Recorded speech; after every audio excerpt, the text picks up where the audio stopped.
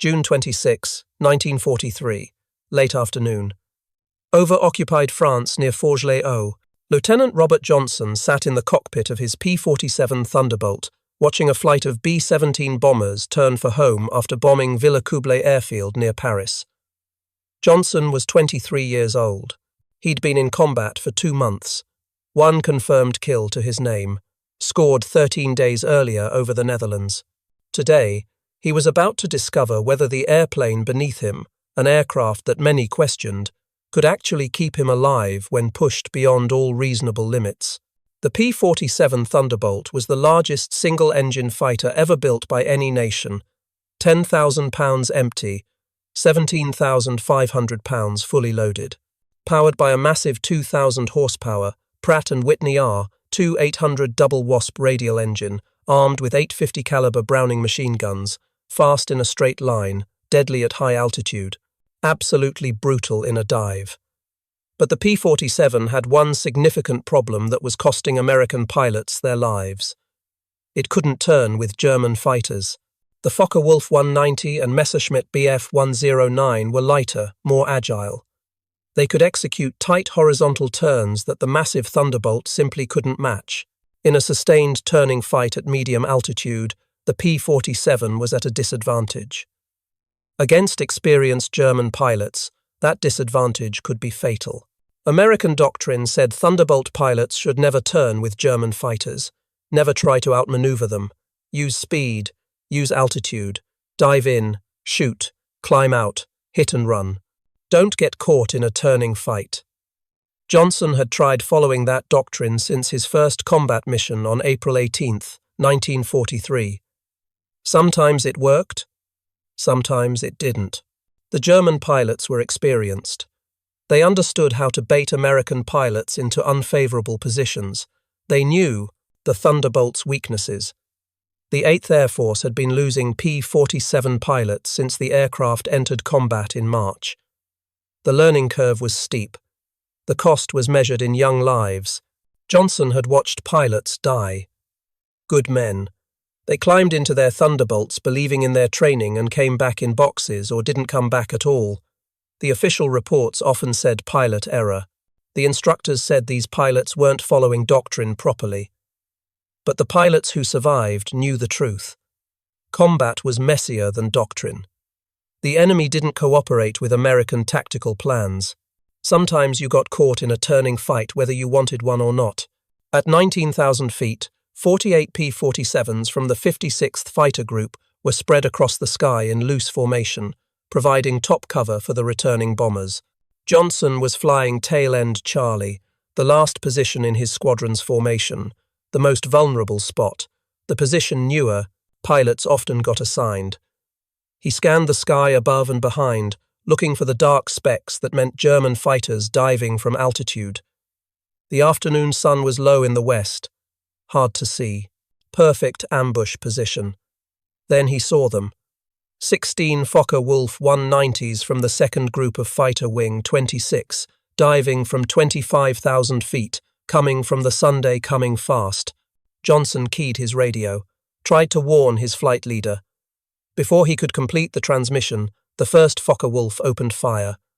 20mm cannon shells ripped through Johnson's P-47. The canopy shattered. Glass and plexiglass fragments filled the cockpit. Hydraulic fluid sprayed across his face, burning his eyes. A 7.9 2mm machine gun bullet nicked his nose, destroyed his oxygen mask. Another bullet hit his right leg, the round splitting in half as it entered just under the skin. Fire erupted in the cockpit. The P-47 snapped into an ATE-of inverted spin. Johnson couldn't see through the hydraulic fluid. Couldn't breathe without his oxygen mask at 19,000 feet. Couldn't control the aircraft with the hydraulic system destroyed. The massive fighter tumbled through the sky like a brick thrown from a building. He tried to bail out, wedged his feet against the cockpit frame and pulled on the canopy with both hands. The canopy wouldn't budge. The hydraulic system that normally slid it back was completely destroyed. He was trapped in a burning, spinning fighter with no way out. The fire in the cockpit burned hotter. Metal groaned under stress. The engine screamed at overspeed. Johnson thought about his wife Barbara back in the United States. He resigned himself to death. He stopped fighting, waited for impact. Then, somehow, the fire went out. Starved of oxygen at high speed in the spin, it simply extinguished itself. Johnson kicked left rudder, pulled back on the stick. The P-47's nose came up. The spin stopped. He was flying level at 8,000 feet, half-blind from hydraulic fluid, bleeding from his nose and leg, with no hydraulic pressure, no oxygen, and no way to know how badly damaged his aircraft actually was. He pointed the battered fighter toward England and shoved the throttle forward. The Pratt & Whitney engine, despite everything, was still running, still producing power. That's when he saw the Fokker-Wulf pull up alongside him. The German pilot flew formation on Johnson's left wing, close enough that Johnson could see him clearly through his oil-smeared canopy. The German looked at the shredded American fighter, looked at Johnson. The German pilot appeared surprised the Thunderbolt was still flying. Then the German positioned himself behind Johnson and opened fire again. Hundreds of 7.9 2mm machine gun bullets hammered into Johnson's P-47. The German had expended his 20mm cannon ammunition on the initial attack. All he had left were the two cowl-mounted machine guns. But at close range, even machine guns were deadly. Johnson hunched behind his armoured seat back, the only protection he had left. The noise was unbearable. Metal screaming, bullets punching through aluminum. The smell of cordite and burning oil filled the cockpit. He could hear rounds hitting all around him, hitting the wings, the fuselage, the tail. The German pilot flew alongside again, looked at Johnson, shook his head as if in disbelief, then lined up for another pass. This time the German used a technique called spraying. He worked his rudder back and forth while firing, walking his bullets from wingtip to wingtip across Johnson's aircraft. It was a method designed to ensure hits on every vital system. Nothing should survive this kind of concentrated fire. Johnson's P-47 shuddered under the onslaught. More holes appeared in the wings, in the fuselage, in the tail section. The aircraft should have come apart. Any normal fighter would have disintegrated under this punishment. Should have fallen from the sky in pieces. It kept flying. The German made 3 more passes. Each time he emptied his guns into the Thunderbolt. Each time Johnson expected the wing to fold, or the tail to separate, or the engine to quit, or a fuel tank to explode. The P-47 absorbed the punishment and continued toward England. The big Pratt & Whitney radial engine kept running. The wings stayed attached. The control surfaces still responded to Johnson's inputs, even without hydraulics. Finally, after the 5th attack run, the German ran out of ammunition. He pulled up alongside Johnson one last time, rocked his wings, a gesture of respect from one pilot to another, an acknowledgement of the Thunderbolt's incredible toughness and Johnson's courage. Then he turned back toward France. Johnson nursed the crippled P-47 across the English Channel. He had no landing gear hydraulics, no flaps, no radio. The vision was still blurred from hydraulic fluid in his eyes. His leg was bleeding through his flight suit. His face was burned from the cockpit fire. He found RAF Manston, a forward operating base on the English coast used for emergency landings, lined up on the grass beside the runway. Cut the engine and bellied the Thunderbolt in without gear. The P-47 slid across the grass for 200 yards, throwing up dirt and grass, before grinding to a stop. Ground crew ran to the aircraft. They had to pry Johnson out of the cockpit. His hands were locked on the stick. His legs wouldn't move. The adrenaline was wearing off and shock was setting in. Johnson tried to count the bullet holes in his aircraft. He gave up after 200. And that was just one side of the fuselage.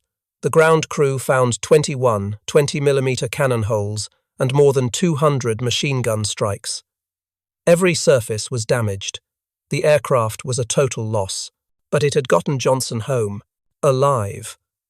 What neither Johnson nor anyone else realized in that moment was that this one incident would become legendary. It would prove something about the P-47 Thunderbolt that changed how American pilots thought about their aircraft. The first pilot Robert Johnson had seen die in combat was Lieutenant Roger Dyer.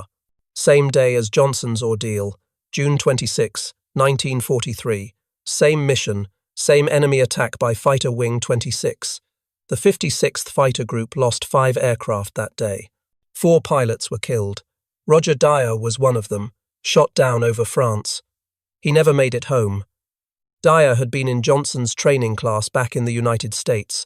They trained together at Bridgeport Municipal Airport in Connecticut, starting in July 1942. Those training days had been harrowing for everyone involved. The 56th Fighter Group received the first production P-47 Thunderbolts in June 1942. Nobody had operational experience with the aircraft. The pilots were essentially test pilots and trainers simultaneously. The learning curve at Bridgeport was steep and deadly. The airfield was inadequate for an aircraft the size of the Thunderbolt.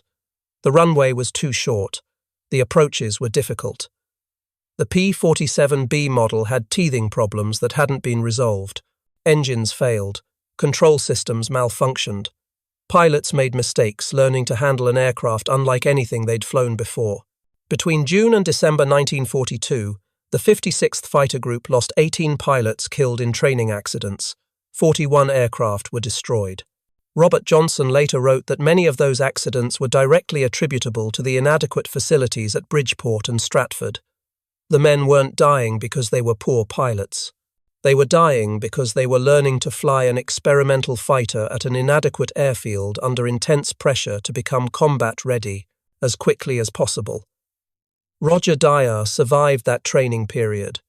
He was one of the more naturally gifted pilots. On November 13, 1942, Dyer and Lieutenant Harold Comstock pushed their P-47s into near-vertical dives from 35,000 feet. Both pilots' controls locked up from compressibility effects as they approached 700 miles per hour. The aircraft began to buffet violently. The sticks were frozen in place. Both pilots thought they were going to die. Comstock kicked the rudder and fought the stick until the aircraft broke out of the compressibility zone and the controls freed up. He pulled out at low altitude, shaking from adrenaline. Dyer had the same experience. Both survived. Republic Aviation issued a press release claiming the pilots had exceeded the speed of sound. The story was picked up by newspapers across the country. Some aviation reporters drew it in Ripley's Believe It or Not cartoons. The claim was almost certainly false. The P-47 probably reached around Mach 0.85 or 0.9, not Mach 1. The compressibility effects were severe, but the sound barrier remained unbroken. General Hap Arnold sent a telegram to the 56th ordering that there would be no more discussion of the dive. The Army Air Force didn't want wild claims about supersonic flight muddying the waters, but the incident showed something important about Dyer. He was willing to push the aircraft to its absolute limits. He was aggressive, fearless, perhaps to a fault. That aggression served him well in training. It got him through the deadly learning period at Bridgeport when so many others died. Now, 7 months later, Dyer was dead at 24 years old, shot down in the same battle where Johnson survived. The difference between life and death came down to seconds and luck, and the incredible structural toughness of the Thunderbolt. Johnson's aircraft absorbed the punishment and kept flying. Dyer's aircraft didn't. Maybe Dyer took a cannon hit in the engine that Johnson didn't. Maybe Dyer's aircraft was hit in a fuel tank. Maybe the German pilot who got Dyer was slightly better positioned or slightly more experienced than the one who attacked Johnson. Combat was random. Survival often came down to factors beyond a pilot's control. Johnson got lucky. Dyer didn't. By mid-July 1943, the 56th Fighter Group had lost pilots in almost every major mission. The statistics were sobering. Young men arrived in England fresh from training, flew a handful of missions, and died. The aircraft performed well in some situations and struggled in others. The doctrine of hit and run worked against inexperienced German pilots, but failed against veterans who understood how to negate the Thunderbolt's advantages. The problem wasn't simple. The P-47 had real disadvantages that couldn't be ignored. At altitudes below 20,000 feet, where most combat was occurring, The Messerschmitt Bf-109G and Focke-Wulf 190A could outturn the Thunderbolt. They could outclimb it at medium altitudes. They were more responsive in pitch and roll at speeds below 300 miles per hour. In a swirling, low-altitude dogfight, the German fighters had significant advantages. But the P-47 also had real advantages that many pilots weren't exploiting. The turbocharged Pratt & Whitney engine maintained power to much higher altitudes than German engines. Above 25,000 feet, the Thunderbolt was faster than anything Germany had. It could dive faster than any German fighter without coming apart structurally. It could survive damage that would destroy a Messerschmitt or Focke-Wulf. It had 850 caliber machine guns versus the German standard of 1 cannon and 2 machine guns, giving it superior firepower in the brief moments when guns were on target. The question was how to fight in ways that emphasized American advantages while minimizing German advantages. That required tactical innovation at the unit level. Pilots and flight leaders experimenting with techniques, sharing what worked, discarding what didn't, learning through experience, which meant learning through casualties. The worst part was the morning ritual. Every day at dawn, pilots walked to the flight line. They performed pre-flight checks on their assigned aircraft. They watched ground crews fuel and arm the P-47s. They listened to briefings about the day's mission. They studied maps showing the route into Germany and back. They looked at intelligence reports about expected German fighter strength. Then they climbed into cockpits and took off toward Germany, knowing some of them wouldn't return. Some came back. Some didn't. The randomness was psychologically brutal. The ones who came back often reported that the P-47 felt heavy in hard turns, like there was resistance in the controls, like the airplane was fighting them when they needed maximum performance. Most pilots thought that was just the nature of a heavy fighter. Big engine, big airframe, big control surfaces. Some resistance was expected. The P-47 weighed nearly twice as much as a Messerschmitt 109. Physics dictated that it couldn't maneuver like a lighter aircraft. But a few experienced pilots started to wonder if the aircraft could be flown more effectively, if there were techniques that could overcome its limitations. If American advantages could be maximized through smarter tactics. Lieutenant Colonel Hubert Zemke, commander of the 56th Fighter Group, was one of those pilots who questioned conventional wisdom. Zemke was 30 years old in 1943, older than most fighter pilots. He'd been in the Army Air Corps since 1936. He had more flight experience than almost anyone in the European theatre. More importantly, he had combat observation experience. In 1940, before America entered the war, Zemke had been sent to England as an observer with the Royal Air Force during the Battle of Britain. He'd watched British and German fighters duel over southern England. He'd seen tactics evolve in real time. He'd learned that doctrine written in peacetime didn't always survive contact with the enemy. The side that adapted faster usually won. Zemke brought that perspective to the 56th. He didn't just follow the tactical manual, he encouraged his pilots to think, to experiment, to share what they learned. He created an environment where innovation was rewarded rather than punished. Starting in late July, Zemke began gathering his most experienced pilots for debriefing sessions after every major mission. Not just the standard combat report forms, actual discussions. What worked today? What didn't? Why did Lieutenant Smith get a kill while Lieutenant Jones got shot at? What did Smith do differently? Can we teach that technique to everyone? The conversations revealed patterns. The most successful Thunderbolt pilots weren't the ones who strictly followed hit-and-run doctrine. They were the ones who used the doctrine as a starting point but adapted based on circumstances. They started every engagement from altitude. They dove to build speed. But they didn't immediately run after one pass.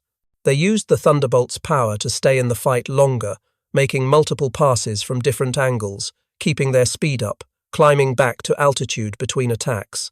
The less successful pilots, the ones who got shot down or came home without kills, tended to be rigidly following the doctrine, one pass and run, but that gave them limited opportunities to score. And if they got bounced during their escape climb, They were vulnerable because they'd given up their initiative.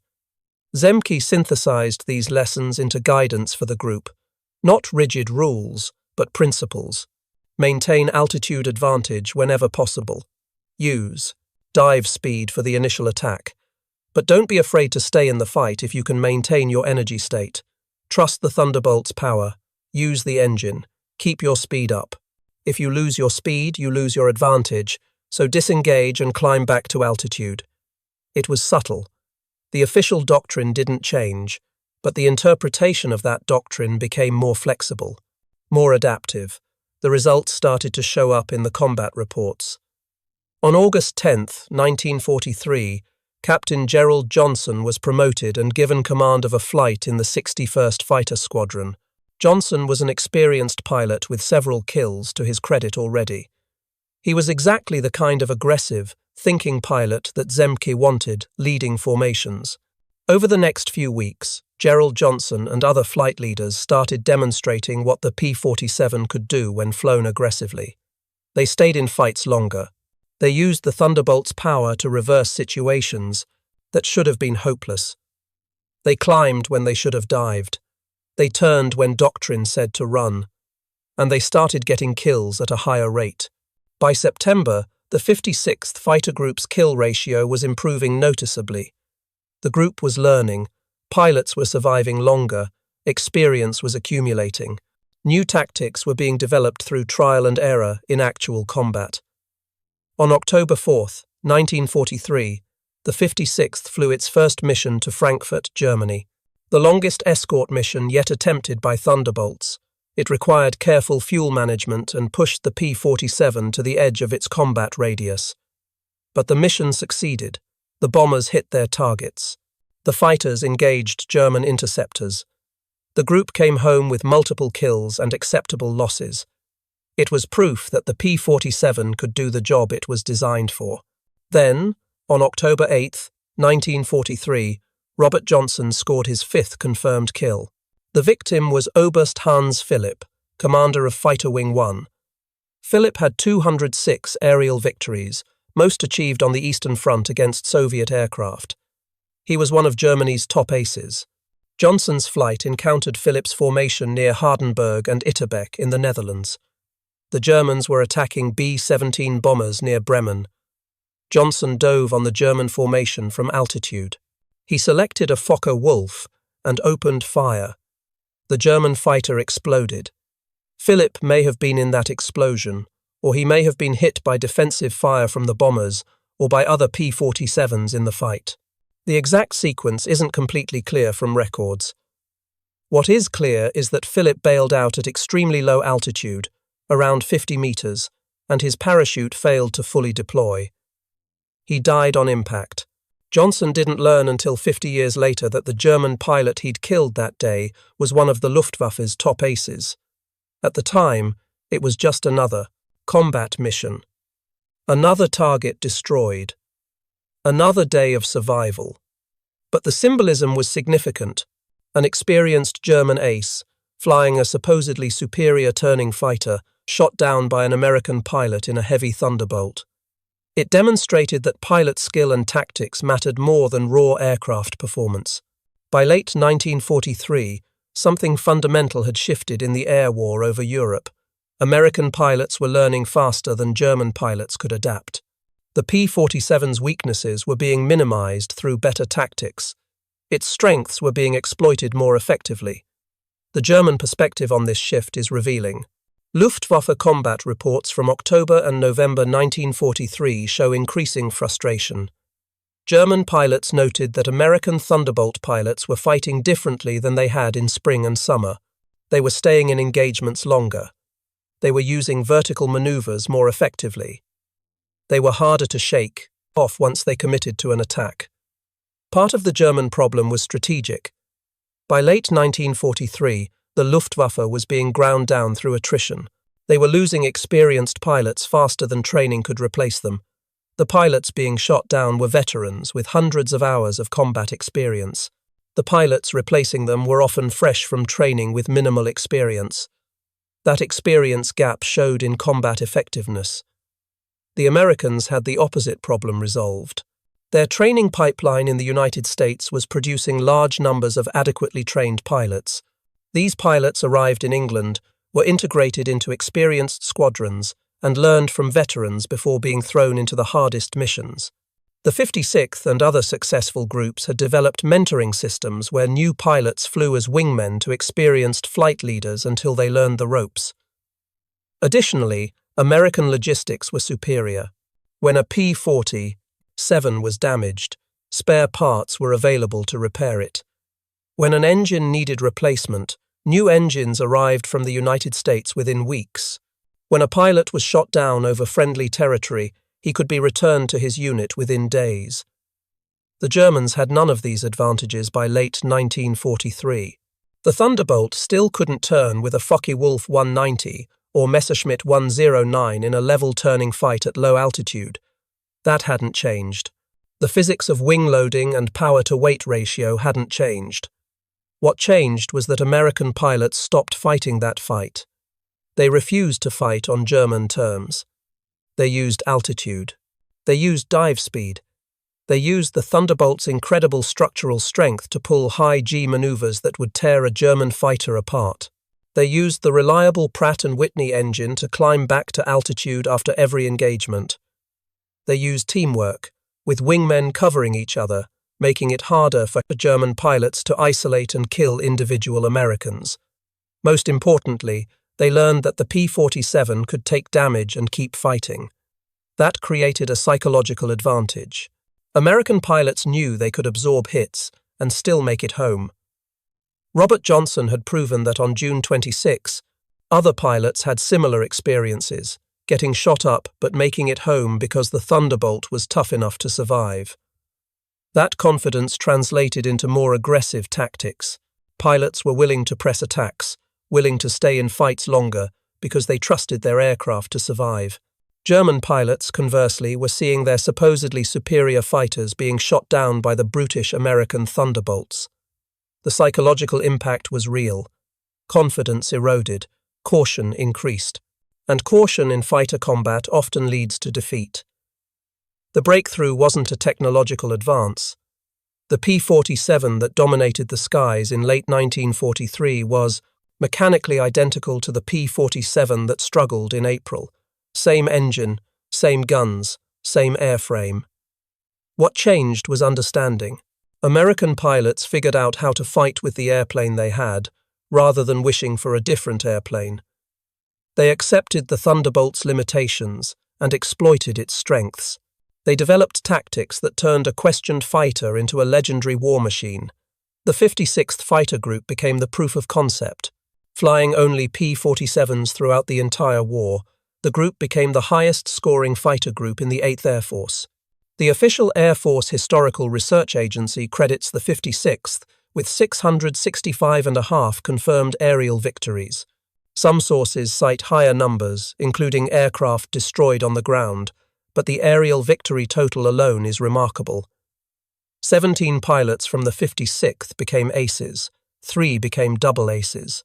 Colonel Francis Gabreski scored 28 kills flying Thunderbolts. Robert Johnson scored 27. Major David Schilling scored 22.5, all achieved in the supposedly inferior P-47. The aircraft that pilots had initially called the Jug, sometimes as a derogatory nickname comparing it to a milk jug, became a source of pride. Thunderbolt pilots loved their aircraft. They trusted it. They knew it would bring them home even when shot full of holes. Johnson's survival on June 26 was proof of that. The numbers support the pilots' faith in their aircraft. Of the 15,683 P-47s built during the war, 5,222 were lost to all causes, including combat and accidents. That includes 1,723 losses to non-combat accidents, which was actually a lower accident rate than many other fighter types. The combat loss rate per mission was 0.7%, among the lowest of any American fighter in any theater. The P-47's aerial kill-to-loss ratio was 4.6 to 1, better than the more famous P-51 Mustang in many calculations, better than the P-38 Lightning, By the numbers, the Thunderbolt was arguably the most successful American fighter aircraft of World War II, but it never received the fame of the Mustang. The P-51 was sleek and beautiful. It looked fast standing still. It had elegant lines and a liquid-cooled engine that appealed to aesthetics. The P-47 looked like a flying milk jug. It was big and brutish, and not particularly elegant. The massive radial engine gave it a blunt nose. The thick wings and heavy fuselage made it look slow even when it was fast. The public loved the Mustang. Historians wrote about the Mustang. After the war, when people thought about American fighters in Europe, they thought about P-51s escorting bombers to Berlin. The Thunderbolt pilots didn't care about fame. They knew what their aircraft had done. They knew it had kept them alive when nothing else could have. That mattered more than public perception or historical recognition. Robert Johnson survived the war. He flew 91 combat missions between April 1943 and May 1944. He scored 27 confirmed aerial victories. He returned to the United States in June 1944. He was promoted to major, then lieutenant colonel. He received the Distinguished Service Cross, the nation's second highest award for valor. He received the Silver Star, the Distinguished Flying Cross, air medals, a Purple Heart for his wounds on June 26. He went back to Oklahoma, married his high school sweetheart Barbara, had 4 children, worked as a flight instructor for 2 years after the war, then left aviation entirely, spent the rest of his career in the insurance business. He lived quietly. He didn't seek publicity. He didn't spend his life talking about the war, but he never forgot June 26, 1943. The day his P-47 Thunderbolt took 21 cannon hits and more than 200 machine gun strikes and kept flying. The day he should have died but didn't. For years, Johnson believed the German pilot who shot him was Lieutenant Colonel Egon Meyer, one of the Luftwaffe's top aces. The story became part of the legend. Some accounts even claimed Johnson called Meyer's family after the war to express respect for their father's skill and honor. But modern historical research suggests the Egon Meyer attribution is probably incorrect. German combat records show no victory claim filed by Meyer on June 26. His unit was based in a different location. He was actually between commands that day, having just relinquished control of one group and not yet officially assuming command of another. The attack on Johnson was carried out by the 2nd Group of Fighter Wing 26, not Meyer's unit. The truth is that the identity of the German pilot who shot Johnson remains unknown. Aviation historians have searched German archives and found no definitive answer. The pilot who showed Johnson such professional respect, who rocked his wings in salute before departing, remains anonymous. What matters is not the German pilot's name, but what the incident demonstrated. The P-47 Thunderbolt could survive damage that would destroy any other fighter. That wasn't marketing. That wasn't propaganda. That was proven fact, documented in photographs of Johnson's battered aircraft and confirmed by Johnson's own survival. Egon Meyer did achieve remarkable success as a fighter pilot. He scored 102 aerial victories, the first Luftwaffe pilot to achieve 100 kills entirely on the Western Front, fighting against American and British aircraft. He was killed in action on March 2, 1944, shot down near Montmedy, France, possibly by Lieutenant Walter Gresham of the 158th Fighter Squadron flying a P-47 Thunderbolt. Meyer was 26 years old. Lieutenant Colonel Hubert Zemke, who commanded the 56th Fighter Group and developed many of the tactics that made the Thunderbolt effective, survived the war. He flew 166 combat missions. He scored 17 3/4 confirmed aerial victories. He was shot down on October 30th, 1944, not by enemy fire, but by weather. Zemke flew into a severe thunderstorm, and his aircraft broke apart. He bailed out and became a prisoner of war. He spent the final months of the war at Stalag Luft 1. After the war, Zemke stayed in the Air Force. He flew jets in Korea. He commanded fighter wings. He retired as a colonel in 1966.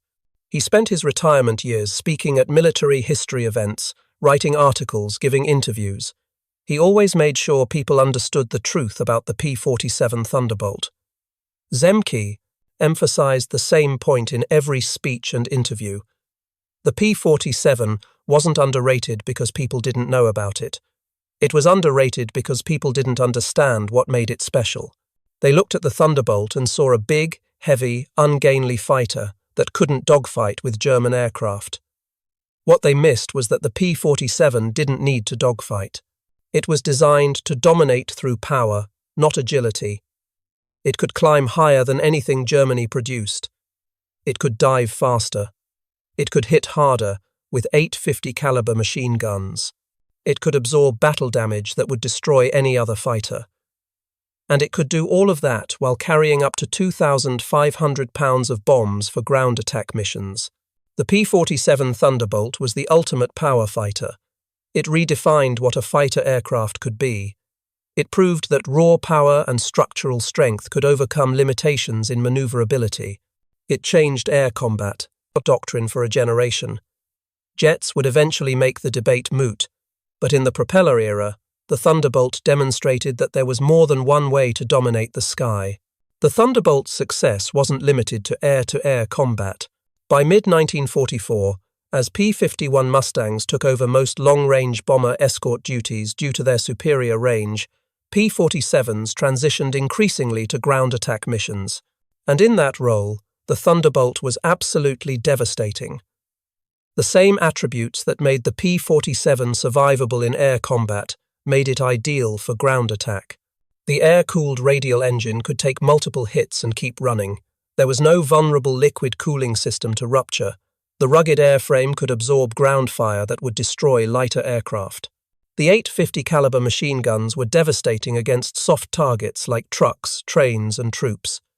And the Thunderbolt could carry up to 2,500 pounds of bombs or 10 5-inch high-velocity aerial rockets under its wings. From D-Day on June 6, 1944, through the end of the war in Europe on May 8, 1945, P-47 Thunderbolts flew ground attack missions across France, Belgium, the Netherlands, and Germany. They destroyed thousands of German vehicles, hundreds of locomotives, countless trucks and staff cars. They attacked German troops in the open, German fortifications, German supply dumps, German airfields. The statistics are staggering. In the 11 months from D-Day to VE Day, P-47s destroyed or damaged 9,000 German locomotives, 86,000 railroad cars, 68,000 trucks, over 6,000 armored vehicles, and thousands of other targets. These weren't just claims. These were confirmed destructions verified by gun camera footage and reconnaissance photographs. The impact on German logistics was crippling. The German army depended on rail transport to move supplies and reinforcements. P-47 attacks on the rail network made daytime rail transport suicidal. The Germans had to move trains at night, which drastically reduced their logistical capacity. Truck convoys couldn't move during the day without being attacked. German units at the front were often short of ammunition, fuel, and food, because P-47s had destroyed the supply columns trying to reach them. German soldiers on the ground feared the Thunderbolt more than almost any other weapon. They called them Jabos, short for Jagd bombers, fighter bombers. When Jabos appeared, German troops dove for cover. The 850 calibers could shred a truck or a column of infantry in seconds. The bombs and rockets could destroy bunkers and fortified positions. And there was no effective defense except hiding until the attack was over. The cost was high. Ground attack was the most dangerous mission in the air war. Flying low and slow to attack ground targets exposed aircraft to intense anti-aircraft fire. Many Thunderbolt pilots were shot down by German flak while strafing trains or truck convoys, but the Thunderbolt's ruggedness helped. Pilots brought home aircraft with dozens of flak holes, with cylinders shot off engines, with control surfaces partially destroyed. Other fighters wouldn't have made it. The Thunderbolt could. The ground attack mission became the Thunderbolt's defining role in the final year of the war. While Mustangs escorted bombers to Berlin, Thunderbolts ranged across occupied Europe, destroying everything German that moved. It wasn't as glamorous as air combat against enemy fighters. It didn't produce aces. But it won the war. Germany couldn't fight effectively when their logistics were being destroyed faster than they could rebuild. In 1998, Robert Johnson died at age 78. He was buried in River Hills Cemetery, now part of Lake Wylie in South Carolina. His obituary mentioned his service as a fighter pilot in World War II. It mentioned his 27 kills. It mentioned the Distinguished Service Cross. It did not mention June 26, 1943. It did not mention the 200 bullet holes. It did not mention that he'd proven the P-47 Thunderbolt could take punishment that would destroy any other aircraft and still fly home. At the National Museum of the United States Air Force in Dayton, Ohio, there's a P-47 Thunderbolt on display. It's a D model. Serial number 45-49167, nicknamed 5x5. It's painted to represent the aircraft flown by Colonel Joseph Laughlin, commander of the 362nd Fighter Group.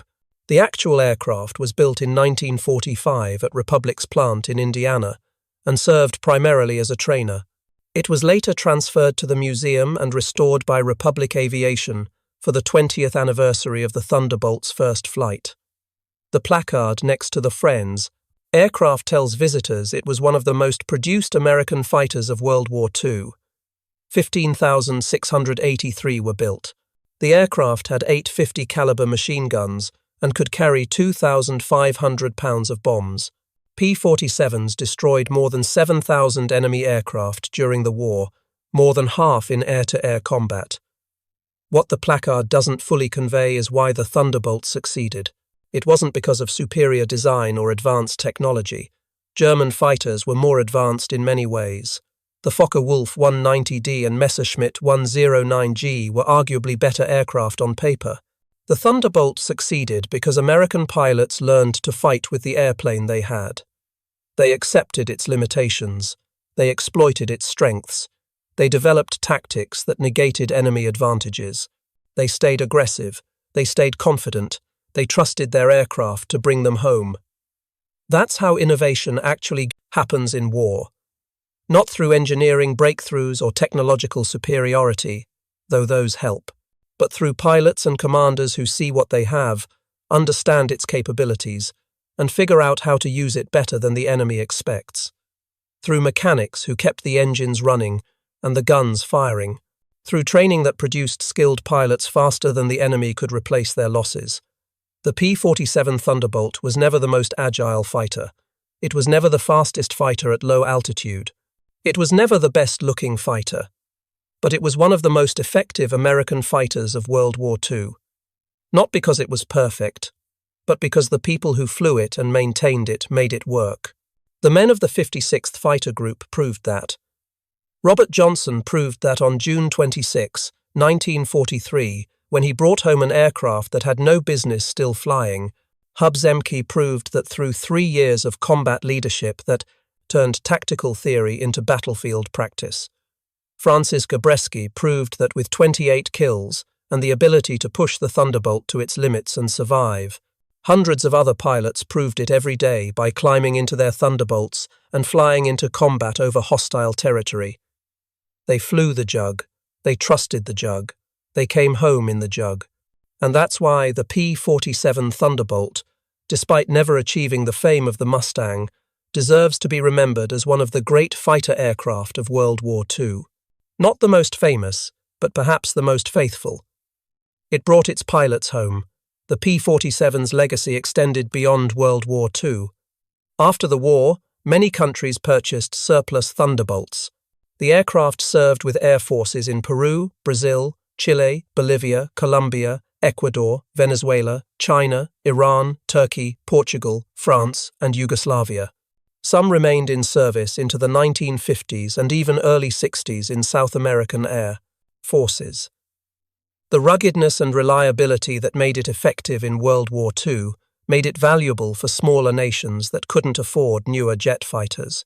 In the United States, the P-47's design influenced post-war aircraft development. Republic Aviation, the company that built the Thunderbolt, went on to design the F-84 Thunderjet, one of the first successful American jet fighters. The F-84 inherited the Thunderbolt's philosophy: big, rugged, heavily armed, emphasizing survivability and firepower over pure maneuverability. That design philosophy continued through the F-105 Thunderchief in the 1960s. The lesson of the Thunderbolt was that there's more than one way to design a successful fighter. You don't have to build the lightest, most maneuverable aircraft. You can build a big, powerful, tough aircraft and make it work through proper tactics and pilot training. That lesson has been relearned multiple times in aviation history. The F-4 Phantom in Vietnam, the F-15 Eagle, the A-10 Warthog, all followed the Thunderbolt's philosophy in different ways. The Thunderbolt also taught the importance of pilot training and tactical development. The aircraft that struggled in April 1943 was mechanically identical to the aircraft that dominated in December 1943. The difference was pilot skill and tactics. That lesson applies beyond aviation. The best equipment in the world is useless without people who know how to use it effectively. Training matters, experience matters, leadership matters. The 56th Fighter Group succeeded not just because they had good aircraft, but because they had leaders like Hub Zemke who fostered innovation and learning. If you found this story compelling, please like this video. It helps us share more forgotten stories from World War II. Subscribe to stay connected with these untold histories. Each one matters. Each one deserves to be remembered. Leave a comment below telling us where you're watching from. Our community spans the globe, from Texas to Tasmania, from veterans to history enthusiasts. You're part of something special here. Thank you for watching, and thank you for keeping these stories alive.